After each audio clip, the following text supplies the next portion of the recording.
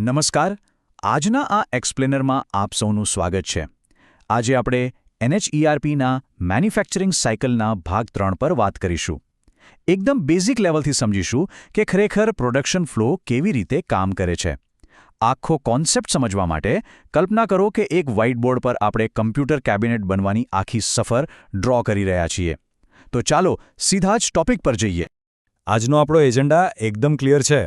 આપણે 5 મુખ્ય સ્ટેપ્સ જોવાના છીએ. Incoming material QC, work orders સમજવા, પ્રોડક્શનમાં મટીરિયલ ઇશ્યુ કરવું, ટાઈમ અને જથ્થાનું બુકિંગ અને છેલ્લે final work order receipt.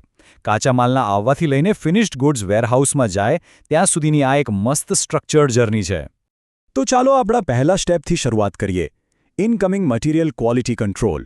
Logically કોઈપણ મેન્યુફેક્ચરિંગ પ્રોસેસ રિસીવિંગ વેરહાઉસથી જ શરૂ થાય છે. અહીં જ સૌથી પહેલી અને અગત્યની તપાસ થાય છે. હવે જુઓ, જ્યારે માલ પહેલીવાર વેરહાઉસમાં આવે છે, જેમ કે આપણા કમ્પ્યુટર કેબિનેટ માટેની મેટલ શીટ્સ, ત્યારે સીધો તેનો ઉપયોગ નથી થતો. અમુક વસ્તુઓને ક્વોલિટી ટેસ્ટિંગ માટે અલગ મૂકવામાં આવે છે. અહીં સિસ્ટમ આપણને એક સરસ સુવિધા આપે છે, જથ્થાને એક્સેપ્ટ કે રિજેક્ટ કરવાની. જો માલ રિજેક્ટ થાય તો તેનું ચોક્કસ કારણ આપી શકાય છે.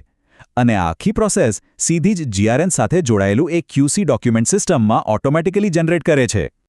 અચ્છા, આ GRN QC ખરેખર છે શું? ગુડ્સ રિસીવ્ડ નોટ QC એ વેરહાઉસમાં આવતા માલની સૌથી પહેલી ગુણવત્તા તપાસ છે. સૌથી ઇમ્પોર્ટન્ટ વાત એ છે કે જે માલ આ ટેસ્ટ પાસ કરશે, માત્ર તેને જ આગળ શોપ ફ્લોર પર જવા માટે ગ્રીન સિગ્નલ મળશે. આ એક કડક ગેટકીપર જેવું કામ કરે છે. હવે આગળ વધીએ વિભાગ 2 તરફ, વર્ક ઓર્ડર્સની સમજ. માલ તો પાસ થઈ ગયો, પણ હવે આગળ શું? આ પ્લાનિંગનો તબક્કો છે, જ્યાં માલ સામગ્રીને એક્શનમાં કેવી રીતે લેવી તે નક્કી થાય છે. અહીં એન્ટ્રી થાય છે વર્ક ઓર્ડર અથવા તો જોબ કાર્ડની. NHERPમાં આ એક બહુ જ અગત્યનું કન્ટેનર છે. જો સિમ્પલ ભાષામાં કહીએ તો આ એક રેસીપી અથવા રોડમેપ છે. કમ્પ્યુટર કેબિનેટને કાચા માલમાંથી તૈયાર પ્રોડક્ટ સુધી પહોંચાડવા, કયા સ્પેર પાર્ટ્સ જોઈશે, કયા મશીન વપરાશે અને કયા ઓપરેશન્સ થશે, એ બધું જ અહીં નક્કી હોય છે. આ પ્રોસેસ શીટને કેપેસિટી ખરેખર જોરદાર છે. તે મશીન કે લેબર વર્ક સેન્ટરને એકદમ સ્પેસિફાઈ કરે છે. એટલું જ નહીં, તે સિંગલ પીસ અને બેચ પ્રોડક્શન માટેના સેટઅપ ટાઈમને પણ અલગ પાડે છે. અને હા, કમ્પ્યુટર કેબિનેટ બનાવવા માટે કયા ચોક્કસ ટૂલ્સ કે ગેજની જરૂર પડશે તેની ડિટેલ્સ પણ અહીંથી જ મળે છે. બધું જ એકદમ ક્લિયર. તો અહીંયા એક મોટો સવાલ ઊભો થાય છે. પ્લાનિંગ તો થઈ ગયું, પણ ફાળવેલો કાચો માલ વેરહાઉસમાંથી સત્તાવાર રીતે એક્ટિવ શોપ ફ્લોર પર કેવી રીતે ટ્રાન્સફર થાય છે? સિસ્ટમમાં ટ્રાન્ઝિશન કેવી રીતે દેખાય છે? અને એનો જ સચોટ જવાબ છે આપણો વિભાગ 3, પ્રોડક્શન માટે માલ ઇશ્યુ. આખી ગેમ અહીં ઇશ્યુ સ્લિપ નામની સત્તાવાર પદ્ધતિ પર ચાલે છે. આ વર્કફ્લો એકદમ સ્ટ્રેટ ફોરવર્ડ છે. સૌથી પહેલાં શોપ ફ્લોર પરથી એક મટીરિયલ રિક્વિઝિશન એટલે કે ઇશ્યુ સ્લિપ જનરેટ થાય છે. ઉદાહરણ તરીકે, કેબિનેટ બનાવવા આટલી મેટલ શીટ્સ જોઈશે. પછી સ્ટોર્સ ડિપાર્ટમેન્ટ આ સ્લિપ ચેક કરીને તેને મંજૂરી આપે છે. અને બસ, ચોક્કસ વર્ક ઓર્ડર સામે એ માલ ઓફિશિયલી ઇશ્યુ થઈ જાય છે. હવે અહીં એક કોન્સેપ્ટ સમજવો બહુ જ જરૂરી છે. WIP એટલે કે વર્ક ઇન પ્રોગ્રેસ.